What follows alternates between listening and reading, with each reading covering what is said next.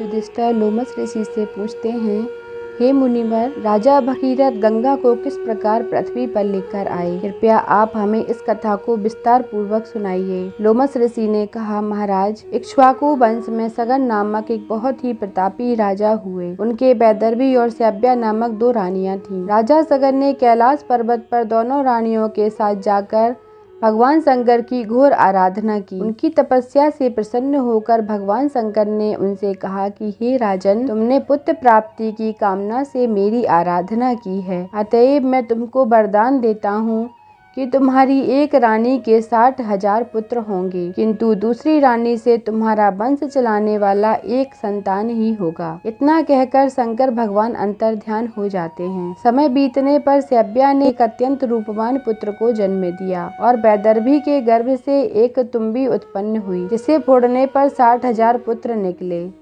कालचक्र बीतता गया और असमंज का अंशुमान नामक पुत्र उत्पन्न हुआ। असमंज अत्यंत दुष्ट प्रकृति का था, इसीलिए राजा सगर ने उसे अपने देश से निष्कासित कर दिया। फिर एक बार राजा सगर ने अश्वमेध यज्ञ करने की दीक्षा ली। अश्वमेध यज्ञ का श्यामकर्ण घोड़ा छोड़ दिया गया और उसके पीछे पीछे राजा सगर के 60,000 पुत्र अपनी विशाल सेना के साथ चलने लगे। सगर के इस अश्वमेध यज्ञ से भयभीत होकर देवराज इंद्र ने अवसर पाकर उस घोड़े को चुरा लिया और उसे ले जाकर कपिल मुनि के आश्रम में बांध दिया। उस समय कपिल मुनि ध्यान में लीन थे, इसलिए उन्हें इस बात का बिल्कुल भी पता नहीं था। इधर सगर के 60,000 पुत्रों ने घोड़े को पृथ्वी के हर एक स्थान पर ढूंढा, किंतु उसका पता न लगा सके।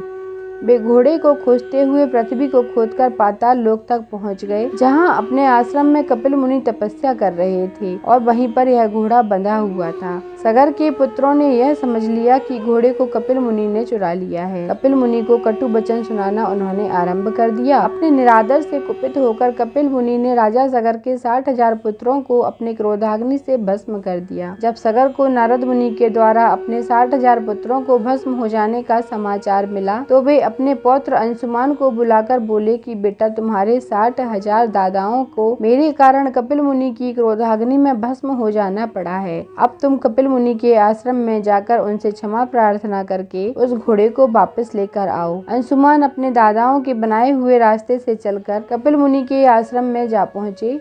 वहां पहुंचकर उन्होंने अपनी प्रार्थना एवं मृदु व्यवहार से कपिल मुनि को प्रसन्न कर लिया। कपिल मुनि ने प्रसन्न होकर उन्हें वर मांगने के लिए कहा। अंशुमान बोले, मुनि, कृपा करके हमारा अश्व लौटा दीजिए और हमारे दादाओं के उद्धार का कोई उपाय बताइए। कपिल मुनि ने घोड़ा लौटाते हुए कहा, अब तुम्हारे दादाओं का उद्धार केवल गंगा के जल से तर्पण करने पर ही हो सकता है। अंशुमान ने यज्ञ का अश्व लाकर सगर का अश्वमेध यज्ञ पूर्ण करा दिया। यज्ञ पूर्ण होने पर राजा सगर अंशुमान को राज्य सौंपकर गंगा को स्वर्ग से पृथ्वी पर लाने के लिए तपस्या करने लगे। वह उत्तराखंड चले गए और इस प्रकार उन्होंने तपस्या की कि उनका स्वर्गवास हो गया। अंशुमान के पुत्र का नाम था दिलीप।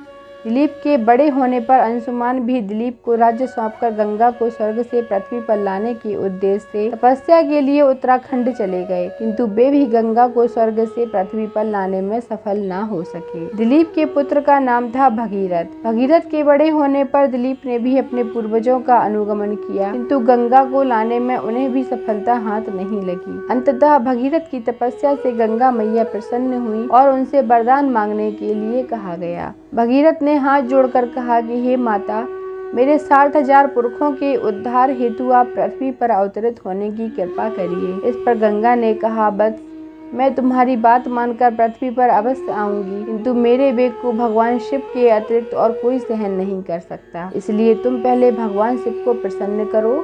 यह सुनकर भगीरथ ने भगवान शिव की घोर तपस्या की और उनकी तपस्या से प्रसन्न होकर भगवान शिव हिमालय के शिखर पर गंगा के वेग को रोकने के लिए खड़े हो गए। गंगा जी स्वर्ग से सीधे शिव जी की जटाओं पर जा गिरी। इसके बाद भगीरथ गंगा जी को अपने पीछे पीछे अपने पूर्वजों के अस्थियों तक लेकर आए, जिससे उनका उद्धार हो गया। भगीरथ के पूर्वजों का उद्धार करके गंगा जी सागर में जा गिरी और अगस्त्य मुनि द्वारा सूखे हुए समुद्र में फिर से जल भर गया। तो हे राजन, इस प्रकार गंगा के अवतरण की कथा है और गंगा इस प्रकार पृथ्वी पर अवतरित हुई। बोलिए गंगा मैया की जय।